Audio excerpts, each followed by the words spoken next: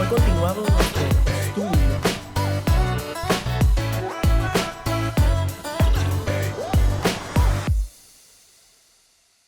la semana anterior. Si usted estuvo aquí, se dio cuenta que hablamos sobre la salvación. La semana anterior fue un mensaje donde, entre otras cosas, tocamos tres pilares fundamentales, tres aspectos fundamentales con respecto a la salvación del creyente. Los voy a repetir brevemente. El número 1, la salvación es obtenida de manera exclusiva por medio de la fe. Esa palabra fe hoy es fundamental. La salvación es obtenida de manera exclusiva por medio de la fe en la persona de Cristo.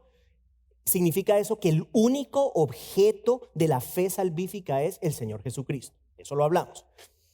Punto 2 de la semana anterior, la fe es un don de Dios, es un regalo que recibimos del Señor. Dijimos, no podemos hacer nada para merecerlo, no podemos hacer nada para ganarlo. Y el punto 3 de la semana anterior tenía que ver con el hecho de que la fe es implantada en el corazón humano por medio de la palabra de Dios. Esto es fundamental, este librito es fundamental para que una persona pueda realmente recibir el don de la fe. Dijimos que sin evangelio, simple y llanamente, no hay posibilidad de salvación. Eso es importante tenerlo en cuenta. O sea, la palabra de Dios no es secundaria absolutamente a nada. Sin evangelio no hay salvación, ¿cierto? Pablo dijo, no me avergüenzo del evangelio porque es poder de Dios para salvación de todo aquel que cree. O sea que la fe es un elemento fundamental, absolutamente central. Sin fe en Cristo no hay salvación para el alma del ser humano. O sea que esa palabrita fe, que es tan corta, es supremamente importante. Ahora bien, de una manera general, todas las personas tenemos fe. Todo el mundo tiene fe, todo el mundo ejerce fe en la vida cotidiana. La fe es un elemento indispensable. Todos los días usted y yo ejercemos fe. Le voy a dar algunos ejemplos. Usted está aquí sentado en estas bancas y usted se sienta confiando que esa banca, cuando usted se siente, usted no va a salir derecho para el piso, ¿cierto? Usted se sienta creyendo que esa banca lo va a sostener. Si usted va al médico, o sea, yo por lo menos nunca he hecho que voy al médico y le digo, doctor, necesito que me haga el favor y me demuestre que ese título que usted tiene en la pared no es un título falso. Yo necesito saber que usted de verdad es un doctor y que usted de repente no es otra cosa y se está haciendo pasar como doctor. Nadie hace eso, ¿no? Nosotros creemos que el doctor es un doctor y está preparado para atendernos. Cuando usted se monta en un avión, bueno, yo siempre he sido un poquito aprensivo a los aviones, pero cuando uno se monta en un avión, uno confía que los mecánicos se hicieron su trabajo, ¿cierto? Y uno confía que el piloto fue a la escuela de aviación. Más vale, más vale que haya estudiado, ¿cierto? Más vale que haya volado, más vale que no sea su primer vuelo. ¿Sí? O sea que todo eso son ejemplos de fe. Ejercemos fe todos los días, todos los días. Ahora, la fe de la que hablamos al inicio es una fe completamente distinta. Dijimos que esta fe es un don de Dios. Es un regalo de Dios, no es una fe humana. No es algo que proviene de nosotros.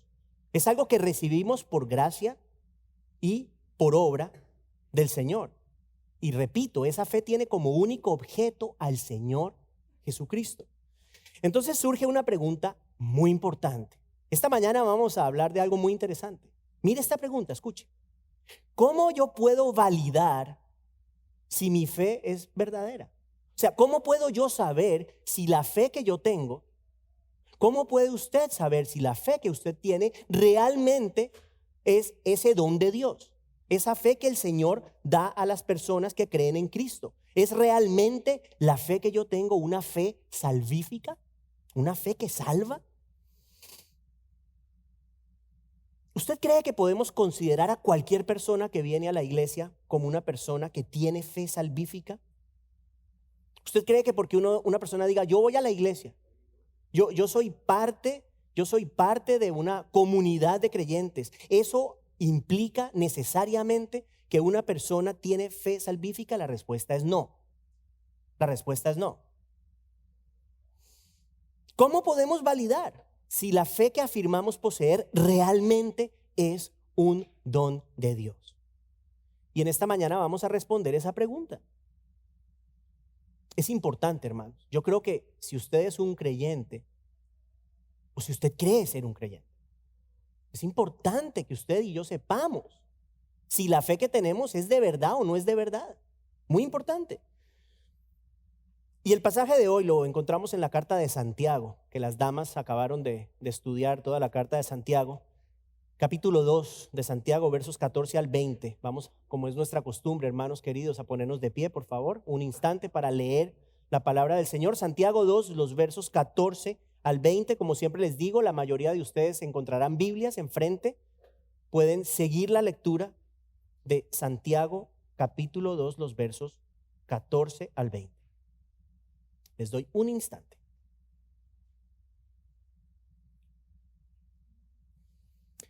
Dice el Señor: ¿de qué sirve, hermanos míos, si alguien dice que tiene fe, pero no tiene obras?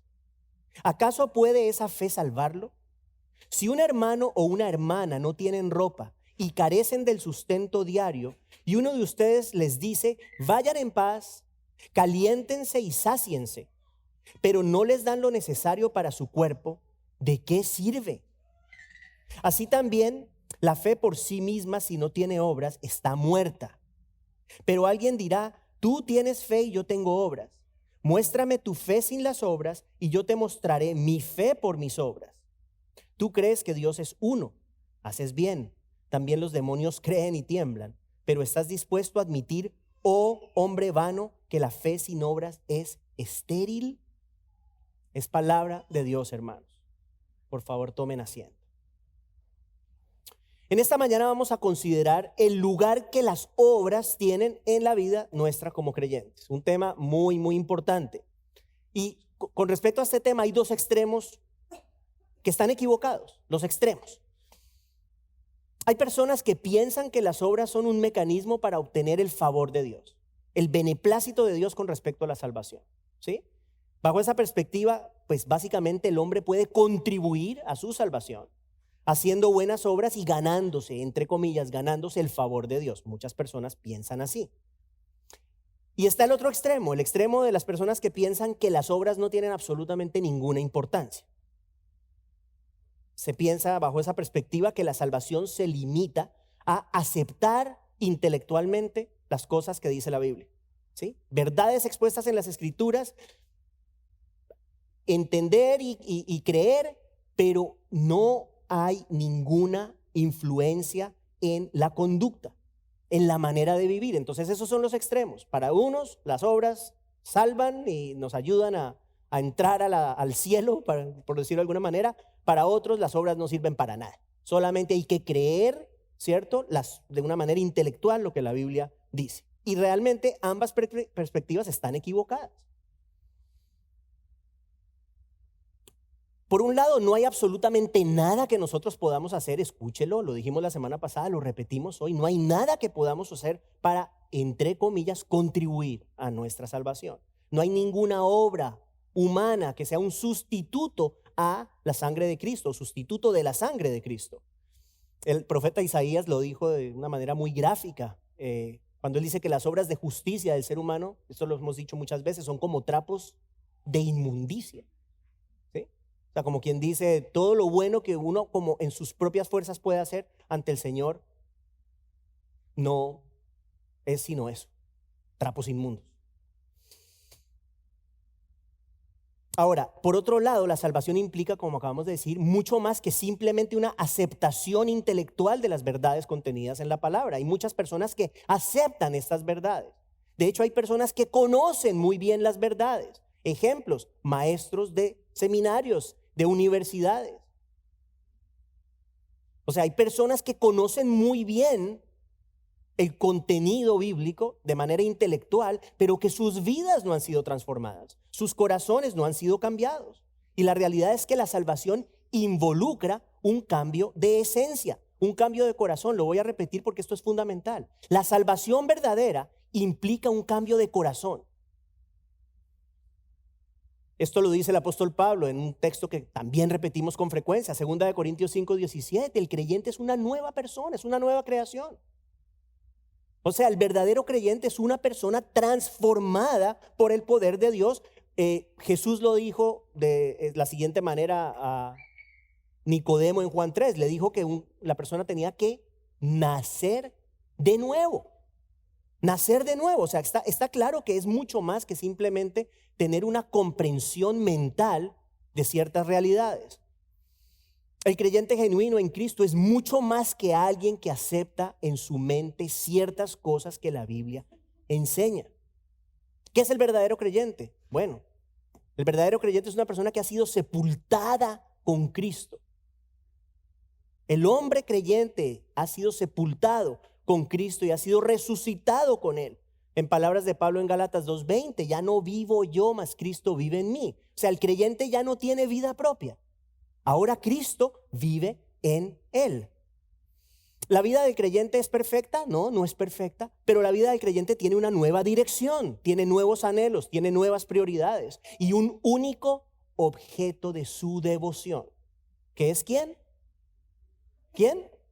Cristo, la persona de Cristo.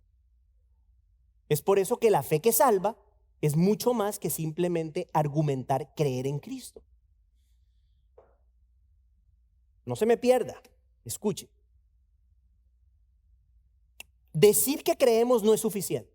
Lo voy a repetir. Decir que creemos no es suficiente. Es suficiente creer, pero no es suficiente decir que creemos. Cuando una persona realmente cree en Cristo, todo cambia. Y es obvio que todo tenga que cambiar. ¿Por qué? Porque esa persona estaba muerta. En palabras del apóstol Pablo en Efesios 2, estaba muerta en delitos y pecados, pero recibe la vida de Dios. Todo cambia. Y ese es el milagro del que hablamos la semana pasada, el milagro de la salvación, que es expresado inevitablemente, queridos hermanos, de manera externa. O sea, ¿qué son las obras? Escuche, esta definición es importante. Las obras son una expresión externa de lo que el Señor ya hizo adentro. Eso es la verdadera obra de la que estamos hablando. Y esa es la idea del primer verso de nuestro texto de hoy, el verso 14. Vamos a volverlo a leer. Verso 14 dice Santiago, ¿de qué sirve, hermanos míos?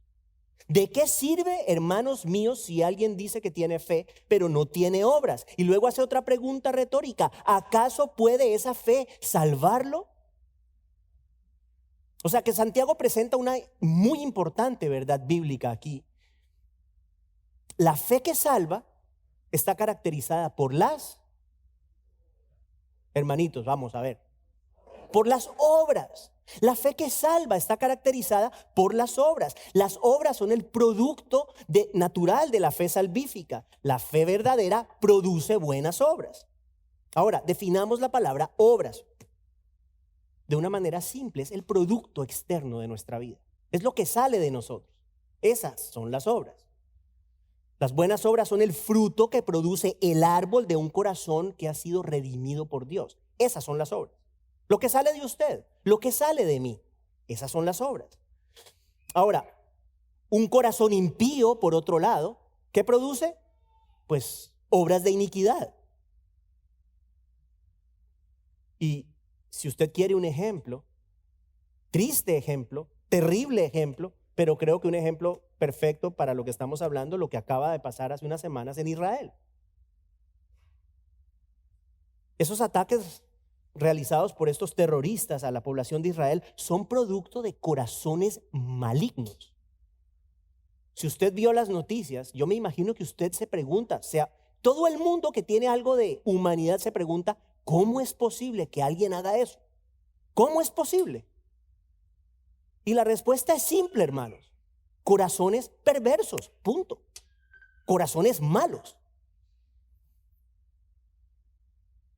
El corazón bueno produce buen fruto, el corazón malo produce mal fruto. Y eso lo dijo el Señor Jesús en Mateo 15. Escuche, Mateo 15, 19. Porque del corazón provienen malos pensamientos, homicidios, adulterios, fornicaciones, robos, falsos testimonios y calumnias. También dijo el Señor Jesús en Lucas 6:45 que el hombre bueno del buen tesoro de su corazón saca lo que es bueno, y el hombre malo del mal tesoro saca lo que es malo.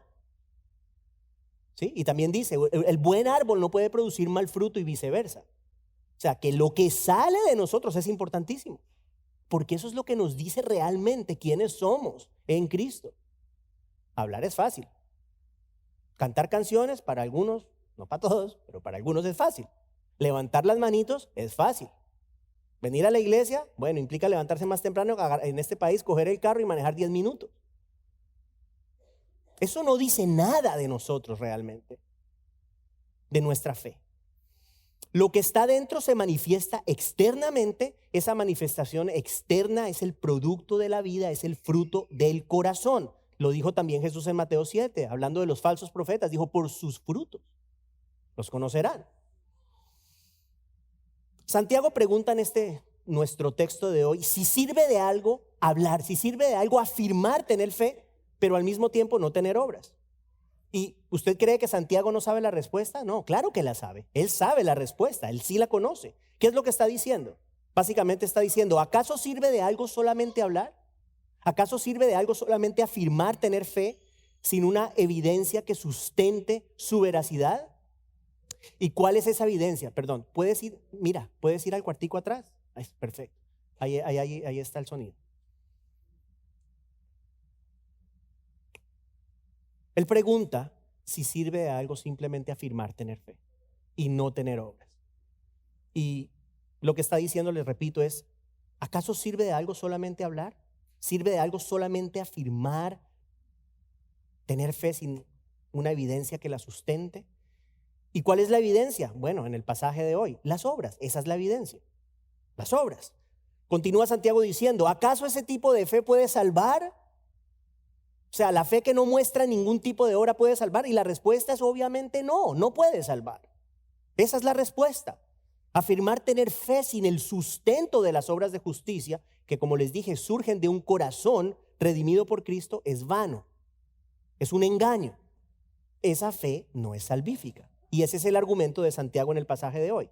Para parafrasearlo, para ponerlo en palabras más simples, es como si Santiago dijera, ustedes pueden afirmar lo que quieran. Ustedes pueden gritarle a los cuatro vientos que creen en Cristo, pero si esa afirmación no está acompañada de la sustancia, de la realidad de una vida cambiada, esa afirmación simple y llanamente son palabras huecas. Es lo que está diciendo. Es lo que está diciendo. Luego entramos a los versos 15 y 16, donde Santiago presenta un ejemplo para ilustrar su posición. Mire lo que dice, versos 15 y 16. Si un hermano o una hermana no tienen ropa y carecen del sustento diario, y uno de ustedes les dice, vayan en paz, caliéntense y sáciense, pero no les dan lo necesario para su cuerpo, repite esta pregunta, ¿de qué sirve? ¿De qué sirve? Y Santiago apela a este ejemplo que enfatiza un aspecto vital que ha de encontrarse en el corazón de todo creyente, y es la compasión. La compasión. ¿Es la compasión la única característica que define a un creyente? No, pero es una importante que utiliza Santiago en este ejemplo. Hay otras, muchas cosas, mencionando algunas. La obediencia a Cristo, el arrepentimiento, todo eso son obras también. El amor por su palabra, el deseo de vivir en santidad, todas estas cosas, entre otras muchas, son distintivos de un corazón que ha sido transformado por el poder de Dios. Pero en este texto de hoy que estamos viendo, Santiago apela a la compasión, como una evidencia de la fe salvífica. ¿Y qué dice? Básicamente dice esto, no sirve de nada, hermanos, no sirve de nada ser conscientes de la necesidad de otras personas, ¿cierto? Y en el contexto del pasaje de la necesidad de nuestros hermanos en Cristo y no hacer absolutamente nada por ayudar. Es lo que está diciendo. Y este ejemplo de Santiago es extremo.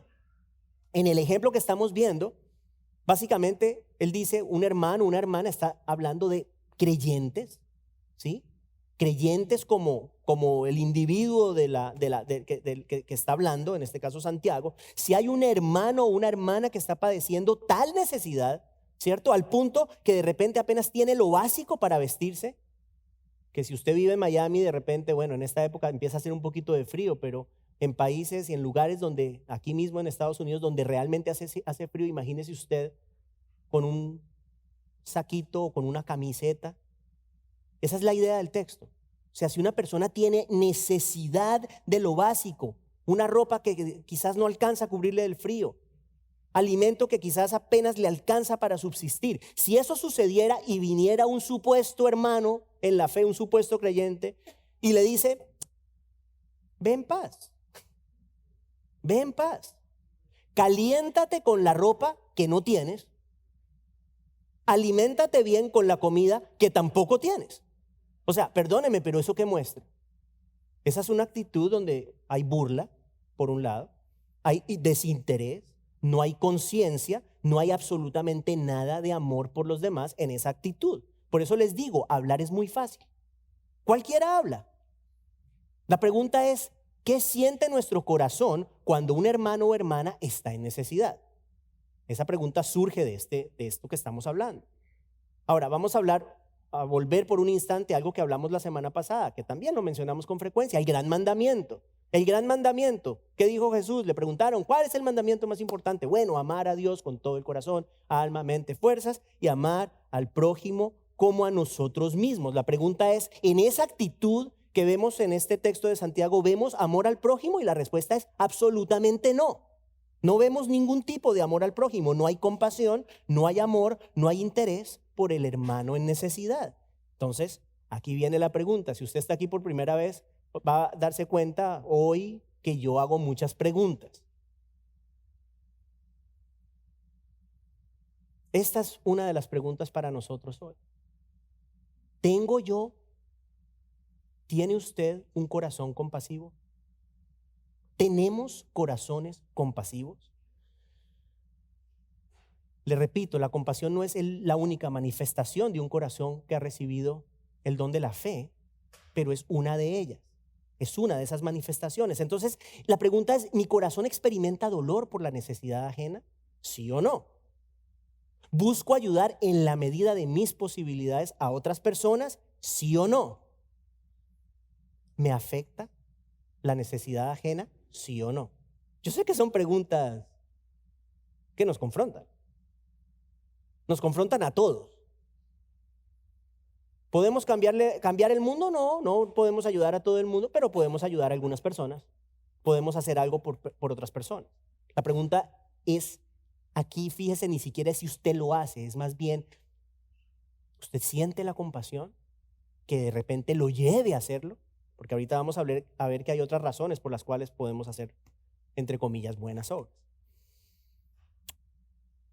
Hermanos, la veracidad de la fe de una persona se refleja mucho más por lo que la persona hace que por lo que la persona dice. ¿De acuerdo? Eso muestra más quiénes somos en Cristo, lo que hacemos más que lo que decimos. Podemos, como les dije, hablar mucho, pero si nuestra vida no manifiesta con hechos esa transformación interna del corazón, escúcheme, hermano, escúcheme. Tenemos razones para poner en duda la veracidad de nuestra fe. Esas son palabras fuertes, pero es la realidad. Y fíjese que es muy interesante que la palabra de Dios insistentemente, permanentemente, afirma que el hombre será juzgado por sus acciones. En todo lado. El hombre será juzgado por su manera de vivir. Mateo 16:27, el Señor Jesucristo, mire lo que dice. Porque el Hijo del Hombre ha de venir en la gloria de su Padre con sus ángeles, escuche, y entonces recompensará a cada uno según su conducta. Efesios 6:8, el apóstol Pablo dice que cada uno de nosotros, dice, sea siervo o libre, recibirá del Señor según lo que haya hecho. Job 34:11, leemos que Dios paga al hombre conforme a su trabajo, dice, y retribuye a cada uno conforme a su conducta. Romanos 2:6, Pablo escribe que Dios pagará a cada uno conforme a sus obras. Y el profeta Jeremías en el capítulo 17 de su profecía dice lo siguiente, escuche, yo el Señor escudriño el corazón, pruebo los pensamientos para dar a cada uno según sus caminos, según el fruto de sus obras. Y ya terminando la palabra de Dios al final en Apocalipsis 22:12, mire lo que dice el Señor Jesús. Por tanto yo vengo pronto.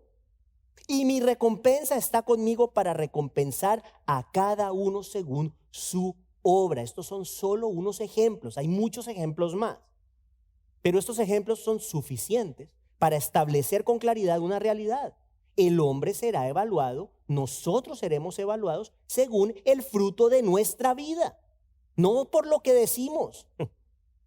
Seremos responsables de lo que decimos también, no me malinterprete, pero nuestra evaluación principal será la vida. ¿Cómo vivimos? Nuevamente, una vez más, hablar es fácil. Decir que creemos en Cristo, eso es fácil. Decir yo soy cristiano, todavía es fácil aquí en este país, todavía. Pero si nuestra vida no es consecuente con esa afirmación, lo dicho no significa nada. Y mire, volvemos al pasaje, Santiago, en el verso 17, el siguiente verso de nuestro estudio, dice que la fe por sí misma, si no tiene obras, está muerta.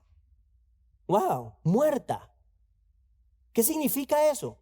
Bueno, pues que hay una fe viva y hay una fe muerta. Hay un tipo de fe que está muerta. ¿Cuál es la fe viva? Bueno, la fe viva es la que hablamos al inicio, es la implantada por Dios, es la que Dios pone en el corazón. Esa es la fe viva. Una fe que se traduce en una vida fructífera para la gloria de Dios. Esa es la fe viva, la fe genuina, la fe de verdad, que como ya dijimos, invariablemente produce frutos de justicia. Es una realidad. Entonces, las obras, escuche esto, las obras entonces son una consecuencia de la fe que salva. Eso lo voy a repetir porque es crucial. Las obras son una consecuencia, un producto de la fe que salva. Pero hay otra fe. Hay una fe que aun cuando aparenta estar viva, en realidad está muerta. ¿Y es cuál fe? La fe del hipócrita.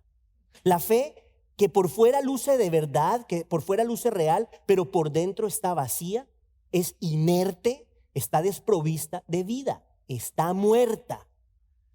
Y es esa la fe que en el ejemplo de los hermanos en necesidad, Santiago muestra hoy. Esa fe que aparenta mostrar interés, pero al final del día no le importa nada. ¿Sí? Esa fe que habla y habla y habla, pero no hace absolutamente nada. Esa fe llena de palabras, pero carente de acción. Esa es la fe muerta. Y esa es la fe que Santiago afirma, está muerta. La fe que dice, pero no hace absolutamente nada. La fe que no tiene obras. Fíjese, Juan, el apóstol Juan, nos exhorta a demostrar el amor a los demás con acciones. Mira lo que dice, primera de Juan 3:18. Dice, hijos, no amemos de palabra ni de lengua, sino de hecho y en verdad. ¿Sí? En otras palabras, no hable tanto. ¿Cierto? Es lo que dice. No hablemos tanto y demostremos más. ¿Cierto?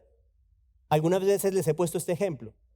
Hay personas que le dicen a otra, te amo, te amo, te amo, te amo. Le dicen te amo 25 veces al día, pero le demuestran absolutamente lo contrario con todos los actos. O sea, ¿de qué sirve que a uno le digan que lo quieren cuando le demuestran todos los días absolutamente lo contrario? ¿De acuerdo? Algunas se ríen porque es verdad, ¿cierto? Es cierto. Es cierto. Hay gente que habla mucho. El mismo Santiago le pide a sus lectores en Santiago 1:22, les dice, vea, dejen de ser solamente oidores de la palabra, pero sean hacedores de la palabra.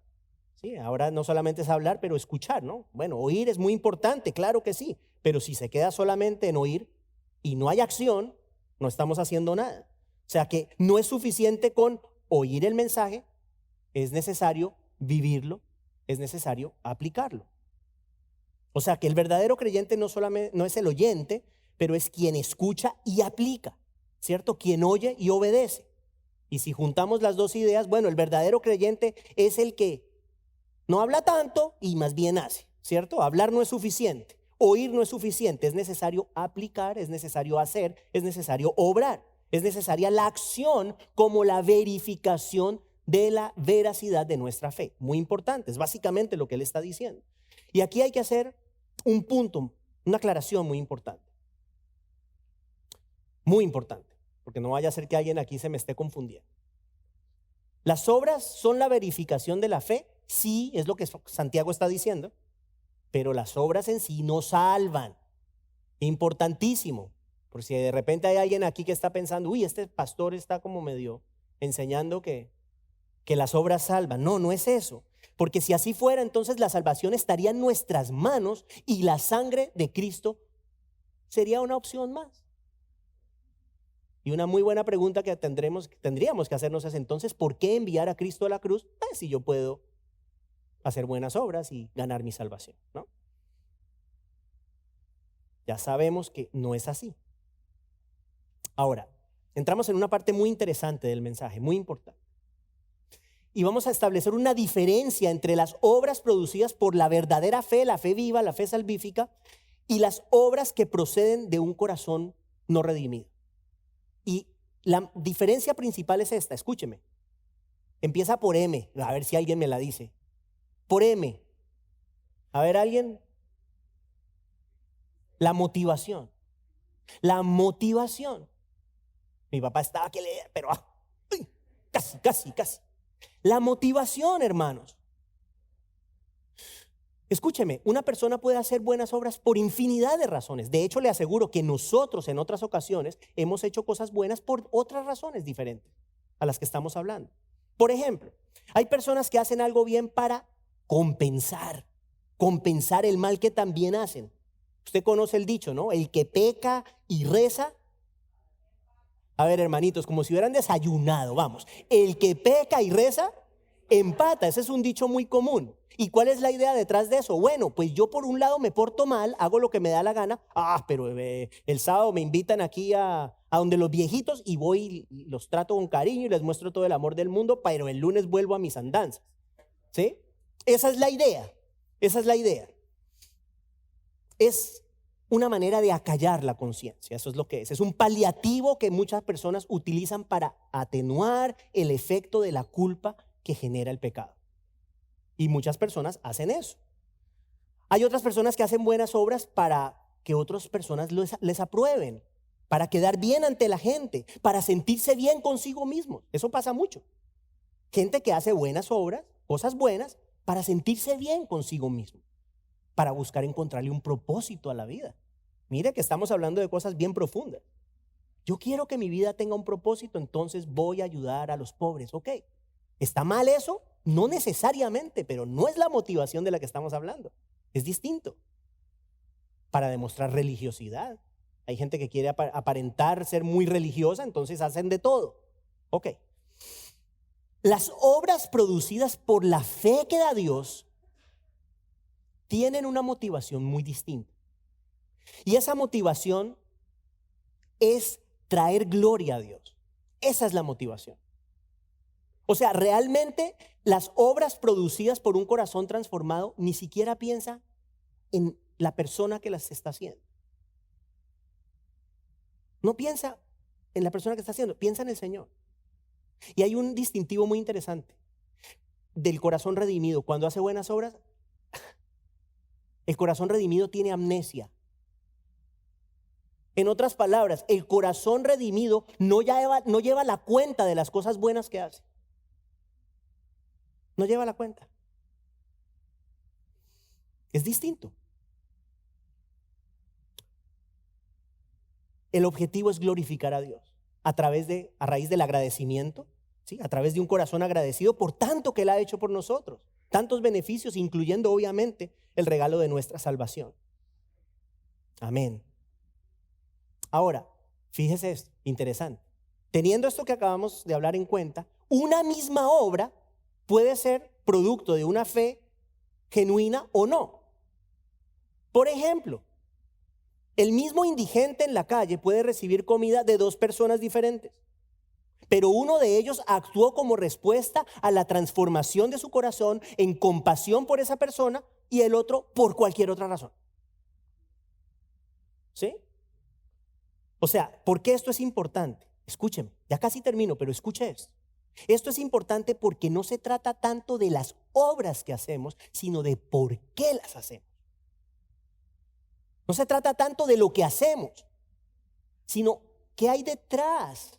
¿Cuál es la motivación para hacer estas cosas? Eso es lo que hace la diferencia. Y, hermanos, hay un ejemplo que yo les he puesto en otras ocasiones. Ustedes saben que yo soy colombiano. Y en otras ocasiones les he puesto el ejemplo del narcotraficante Pablo Escobar. Llegó a ser uno de los hombres más ricos del mundo. Este hombre regaló 250 casas a personas pobres en la ciudad de Medellín. Hizo 60 campos de fútbol en lugares donde hay necesidad. Y ante muchas personas, estas son buenas obras. Al punto que de hecho hoy, muchos años después de que este hombre murió, en este barrio hoy habitan 16,000 personas. Yo una vez pasé por el barrio, no entré al barrio, pero pasé por el frente y vi lo que les voy a decir. Hay un mural en la entrada del barrio que tiene un dibujo de la cara de Pablo Escobar. Dice, bienvenido al barrio Pablo Escobar. Y arriba, encima de la foto hay como un altar. Y para muchas personas este hombre es casi como un dios. De hecho, hay personas dentro de este barrio que tienen altares en sus casas con fotos de Pablo Escobar. ¿Por qué les digo esto? ¿Usted cree que las obras de Pablo Escobar son agradables a Dios? Y la respuesta es absolutamente no. No importa cuántas casas haya dado, no importa cuántas canchas de fútbol haya hecho, no importa cuántas personas haya ayudado, sus acciones de supuesta justicia son abominables delante de Dios. Ahora,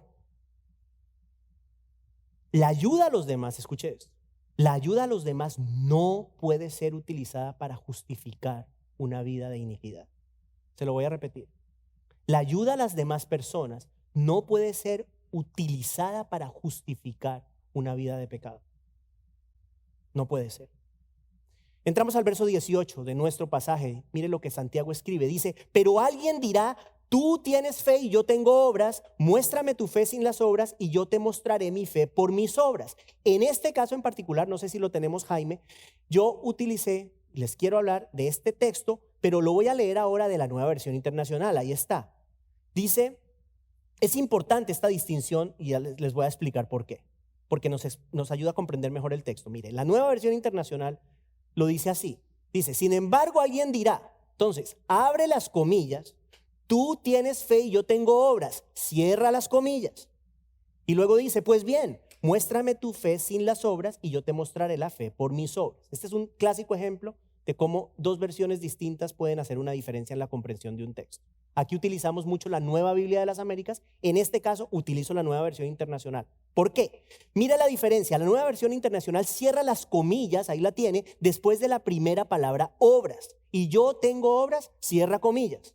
¿Cierto? La Nueva Biblia de las Américas mantiene las comillas hasta el final del verso. ¿Por qué eso es importante? Porque en la Nueva Versión Internacional queda más claro que hay dos personas. Hay dos personas, en este caso hipotético que presenta Santiago en este verso. Una de ellas, la primera dice, tú tienes fe y yo tengo obras. ¿Cierto? Están en una conversación hipotética, porque esto no pasó, está en la mente de Santiago. Hay un individuo y ese individuo le dice a Santiago, tú tienes fe y yo tengo obras. Entonces Santiago le responde, sí, ¿de verdad? Bueno, muéstrame tu fe sin las obras y yo te mostraré la fe por mis obras. ¿Sí? No se me pierdan. ¿Estamos entendiendo? La primera persona separa la fe de las obras, como si ambas cosas fueran completamente diferentes, completamente distintas. Como si tener fe fuera una cosa y tener obras fuera tener otra cosa completamente distinta. Pero Santiago argumenta que de hecho las obras son la validación de la fe. ¿Sí? Entonces mire, Santiago le dice, muéstrame tus obras. ¿Qué es lo que le está diciendo? Le está diciendo, no podrás hacerlo. O sea, la idea aquí es, muéstrame tus obras, pero tranquilo, no hagas mucho esfuerzo porque no podrás hacerlo, porque la verdadera fe produce obras. ¿Sí? Que es lo que ha venido en el argumento desde atrás. O en otras palabras, no es posible demostrar la fe genuina sin las obras que la validen. Esa es la idea. Lenguaje coloquial, el lenguaje sencillo. Santiago le dice, no vas a poder demostrar tu fe sin obras, pero yo te voy a mostrar mi fe a través de mis obras. ¿Lo entendemos mejor ahora? Esa es la idea. ¿Cuál es la conclusión? La fe salvífica y las obras que ésta produce son, piénselo así, dos caras de la misma moneda. Dos caras de la misma moneda. La una no puede ser sin la otra. Esa es la idea. Estamos llegando ya casi al final, verso 19 de nuestro pasaje. Mire lo que dice Santiago. Ahí continúa teniendo esta conversación con alguien hipotético. Parece que Santiago no es el único medio loco que habla solo. No. Aquí está continuando con esta conversación con alguien hipotético y le dice: tú crees que Dios es uno, haces bien, también los demonios creen y tiemblan. Ay. ¿Creer que Dios es uno? Bueno, eso es fundamental en el judaísmo. ¿De acuerdo? Fundamental. Deuteronomio 6:4, encontramos las palabras que leímos o que comentamos hace un ratico, son conocidas como el Shema. Mire lo que dice: escucha, oh Israel, el Señor es nuestro Dios, el Señor uno es. O sea que lo primero, sí, hay que creer que Dios es uno, eso es fundamental. Dios es uno, no hay pluralidad de dioses, hay uno solo y ese es un buen punto de partida, pero no es suficiente. Santiago argumenta que no es suficiente. ¿Y por qué dice? ¿Cuál es la razón? Y la razón es impresionante. La razón es esta: los demonios también creen y tiemblan. En Marcos 1 está el Señor Jesucristo, entra a la ciudad de Cafarnaúm o Capernaum, y había un hombre con un espíritu inmundo. Entra en la sinagoga y este hombre empieza a gritarle al Señor y le dice estas palabras. Escuche, obviamente el demonio que había dentro dice, o los demonios, le dice: ¿qué tienes que ver con nosotros, Jesús de Nazaret? ¿Has venido a destruirnos? Y escuche esto, escuche lo que sigue: yo sé quién tú eres, el Santo de Dios. Estas son palabras de un demonio. Ajá. En otra ocasión, otro demonio, una legión de demonios, habitaba en un hombre y le dice al Señor esto, le dice: ¿qué tengo yo que ver contigo? ¿Qué tengo yo que ver contigo? Imploro por Dios que no me atormentes. Hermanos, estos demonios se dirigen al Señor Jesús como el Santo de Dios, como el Hijo del Dios Altísimo. Estos demonios creen en Jesús. Si vamos a hablar de creer de una manera ligera, estos demonios saben quién es Jesús y reconocen su divinidad. Podemos decir que estos demonios creen en el Shema, creen que las palabras de Deuteronomio 6:4 son reales, creen que Dios es uno. Pero hay un verso siguiente, el verso 5 en Deuteronomio 6, después de las palabras que leímos, que dice lo siguiente: amarás al Señor, tu Dios, con toda tu alma y con toda tu fuerza. Esa parte no la tienen los demonios. Ellos no aman al Señor, ellos odian al Señor. ¿Se da cuenta? Porque hay que tener mucho cuidado con decir yo creo en Dios. Hasta los demonios creen en Dios. O sea que no simplemente es decir yo creo en Dios. La verdadera fe, hermanos, les repito, va más allá de un simple conocimiento intelectual. Va más allá de allá. Los demonios y Satanás, escuche lo que le voy a decir, tienen mucho más conocimiento que usted y que yo de la palabra de Dios. Ellos conocen la palabra de Dios mejor que ustedes y que yo. No le quepa la menor duda. Pero escuche esto que le voy a decir. La verdadera fe no solamente genera convicción intelectual, pero muy importantemente genera transformación espiritual. Qué importante eso, ¿eh? La verdadera fe no solamente genera convicción intelectual, pero transformación espiritual. Transformación que se traduce en una vida que da fruto para la gloria de Dios. Transformación que produce un amor profundo por el Señor en el corazón humano. Eso es lo que determina que una persona, lo que muestra que una persona de verdad es un creyente. No es solamente decir.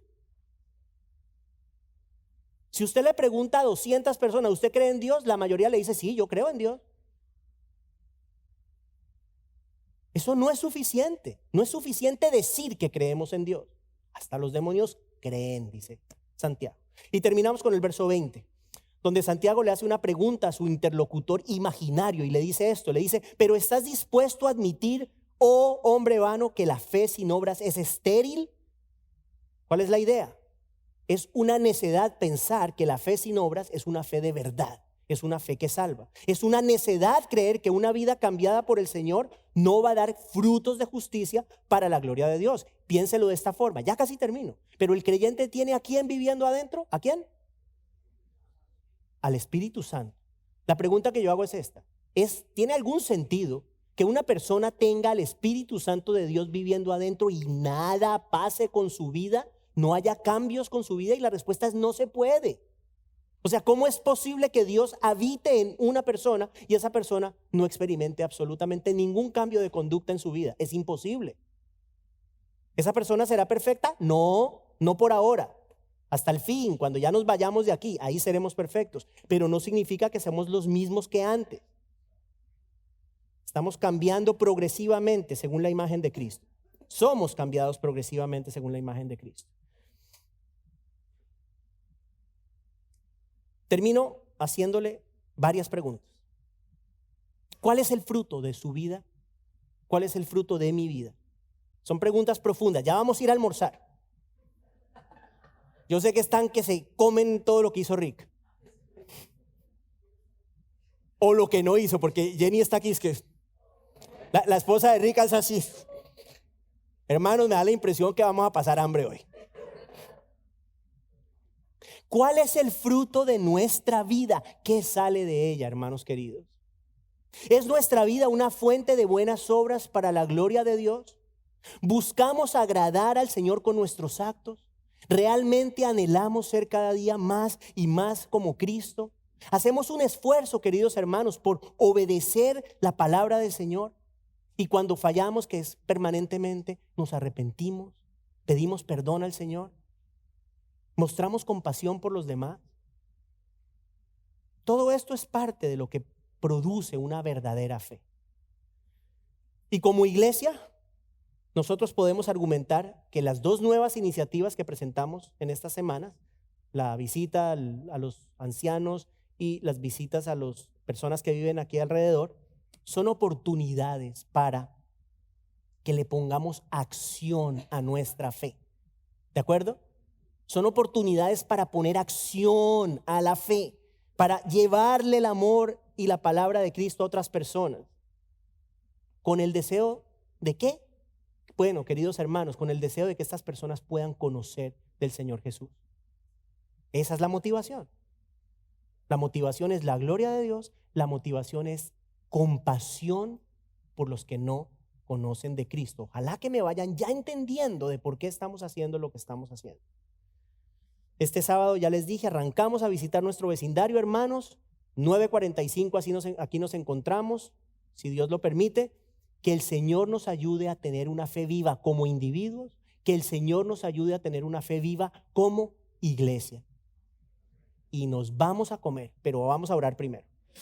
Padre, en el nombre de Jesús, damos las gracias a ti por esta tu palabra. Damos gracias a ti porque,